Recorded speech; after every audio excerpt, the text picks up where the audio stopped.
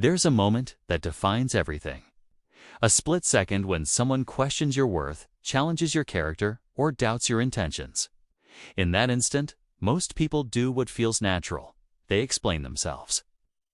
But what if I told you that this instinct, this desperate need to clarify and defend, is exactly what strips away your power? Today, we're diving deep into one of Machiavelli's most counterintuitive principles, a psychological truth that separates those who command respect from those who constantly seek it. This isn't about becoming cold or dismissive. It's about understanding the profound psychology behind explanation and the hidden cost of overjustification. When someone accuses you of being arrogant, manipulative, or selfish, your first instinct is to correct them. That's not what I meant. You misunderstood me. I'm not like that at all. This feels noble. It feels honest. It feels necessary. But Machiavelli understood something most people never grasp. The moment you explain yourself, you've already admitted weakness. You've signaled that their opinion matters more than your own self-knowledge. Think about the most powerful people you've encountered. Not the loudest ones, not the most liked. The ones who held silence like a sacred tool. The ones who made you second-guess yourself just by remaining still. They understood what Machiavelli called the first law of power dynamics. He who explains, submits. Let's explore the deeper psychology here. When you defend yourself, you're not just sharing information. You're unconsciously accepting several damaging premises. First, you're agreeing that the other person has the authority to judge you. You're placing yourself in the defendant's chair, even when no crime has been committed. Second, you're validating their emotional frame. Their anger, their accusation, their demand for explanation becomes the center of the interaction. You've handed them the script. Third, you're demonstrating that their words can destabilize you. In a world where perception shapes reality, this is psychological suicide. The truly self-aware individual recognizes these traps. They understand that most accusations say more about the accuser than the accused. Here's where it gets fascinating. When you refuse to explain yourself, something unexpected happens. The accusation becomes a mirror, reflecting back onto the person making it. Someone calls you arrogant, and you simply remain calm. No defense, no explanation, just presence. What happens next? They begin to question themselves. Why didn't they react? Do they know something I don't? Am I the one who looks emotional here? This isn't manipulation. It's natural psychology. When we don't get the reaction we expect, we automatically turn inward.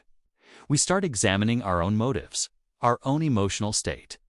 The person who remains centered in the face of accusation forces others to confront their own projections. Consider this from an energy perspective.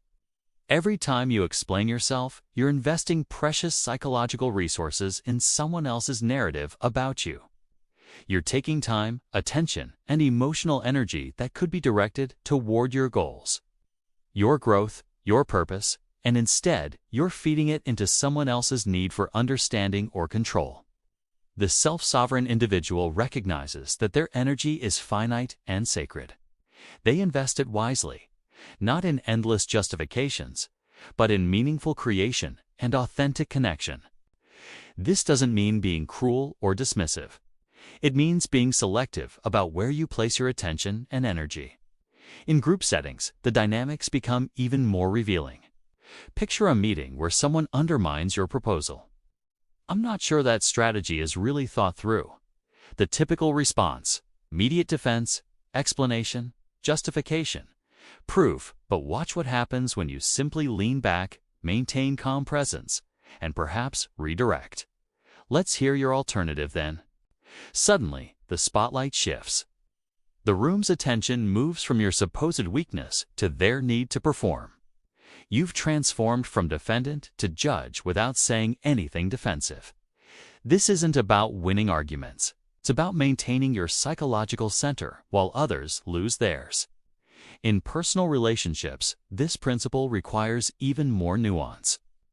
When your partner says, "You don't care about me anymore," The instinct is to launch into reassurances and explanations. But what if, instead, you held space for the feeling without immediately rushing to fix their perception? What if you responded with something like, "That's not how I experience our relationship." This isn't dismissive, it's honest. You're sharing your truth without accepting responsibility for managing their emotional narrative about you. The key is distinguishing between empathy and emotional caretaking. You can care deeply about someone while still maintaining your own psychological boundaries. Social media has amplified this dynamic exponentially. Every comment, every post, every story becomes an opportunity for judgment and explanation. The person who understands Machiavelli's principle doesn't engage in digital defense. They don't write long clarifications or emotional responses to criticism. Instead, they might simply reframe. Interesting how confidence makes some people uncomfortable. Not a defense, but a redirection that places the focus back on the psychology of the criticism itself. When faced with accusation or criticism, you have three powerful alternatives to explanation. Silence, the default option, cold, powerful, and revealing. Your lack of reaction speaks louder than any justification. Deflection, reframe the narrative without acknowledging the specific accusation. "I don't owe you authenticity or confidence" upsets the insecure. Precision cuts. Short, sharp truths that end the game immediately. "You seem emotional today," or "interesting perspective." None of these are defenses. They're status assertions. They communicate not, "I'm innocent, but you can't touch me." At its core, this principle is about self-relationship. When you constantly explain yourself, you're revealing an unconscious belief that your worth depends on others' understanding and approval. The person who has done their inner work, who has developed genuine self-knowledge and self-acceptance, doesn't need external validation of their character or intentions. This isn't about arrogance, it's about psychological sovereignty. It's about knowing yourself so deeply that others' projections simply don't destabilize you. Something remarkable happens when you consistently refuse to over-explain. You become mysterious. People begin to fill in the blanks with their own narratives. And these narratives almost always overestimate your power and self-possession. Mystery creates respect in a way that explanation never can. The person who is always clarifying, always justifying, becomes predictable. And predictable people are easy to manipulate. The person who maintains thoughtful silence becomes a puzzle others feel compelled to solve. This gives you tremendous psychological leverage without having to do anything aggressive or manipulative. This isn't something you develop overnight. It's built stone by stone, choice by choice, moment by moment. Start with small things. When someone makes a casual jab about your success or your personality, resist the urge to correct them. Let their words exist in space without rushing to fill that space with explanation. Practice holding your body differently. The person who has internalized this principle doesn't tense, doesn't fidget, doesn't show micro-expressions of distress when criticized. Learn to use closing phrases instead of defenses. Noted. Think what you like. Time will tell. Each one ends the conversation without inviting further debate.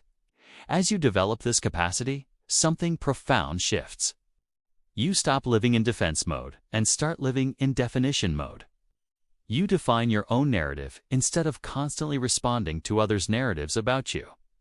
People begin to treat you differently, not because you become harsh or distant, but because they sense something unshakable in your presence. They feel the certainty behind your eyes, the calmness in your posture. This isn't about becoming emotionless.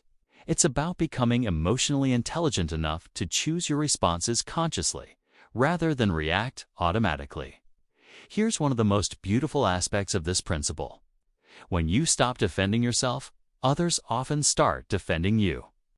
They notice when someone is being unfair to the person who never fights back. They say things like, "That was uncalled for," or "Why are you coming after them when they haven't even responded?" You've created what Machiavelli would call leverage.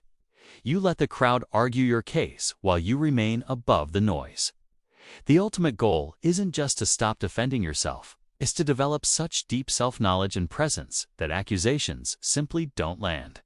You become like water. Criticism flows through you without disturbing your essential nature. You're not resisting the attack. You're simply not available for the drama it's trying to create.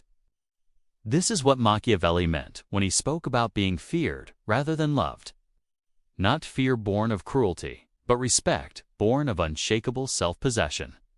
Every day offers opportunities to practice this principle. The colleague who questions your methods. The family member who criticizes your choices. The stranger online who misinterprets your words. Each moment becomes a choice point. Will you explain yourself, or will you trust in your own self-knowledge? The person who has mastered this art doesn't need to prove their worth because they know their worth. They don't need to correct every misunderstanding because they're not responsible for others' misunderstandings. As you embody this principle, you inspire others to question their own habits of over-explanation. You become a model of what it looks like to be psychologically sovereign. This isn't about creating distance in relationships. It's about creating healthier dynamics based on mutual respect rather than emotional caretaking. The people who truly know you will understand you without endless explanation. The people who don't know you don't deserve your emotional energy investment. The challenge isn't learning this principle intellectually. It's integrating it into your nervous system, your automatic responses, your way of being in the world. This requires ongoing self-awareness, mindfulness practice, and a commitment to your own psychological growth. It requires distinguishing between healthy boundaries and defensive walls. The goal is to become someone who can remain open-hearted while also being psychologically protected. Someone who can love deeply while not losing themselves in others' emotional narratives. Machiavelli's insight about never defending yourself isn't just a power strategy. It's a pathway to psychological freedom. When you stop explaining yourself to people who are determined to misunderstand you, you free up enormous energy for the people and projects that truly matter. When you stop seeking validation from those who are committed to invalidating you, you discover the unshakable validation that comes from deep self-knowledge. This is the ultimate power move.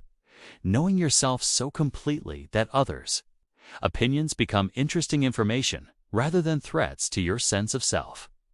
The next time someone questions your character, challenges your intentions, or demands an explanation for your choices, remember Machiavelli's wisdom. Your silence might just be the most powerful response you can offer.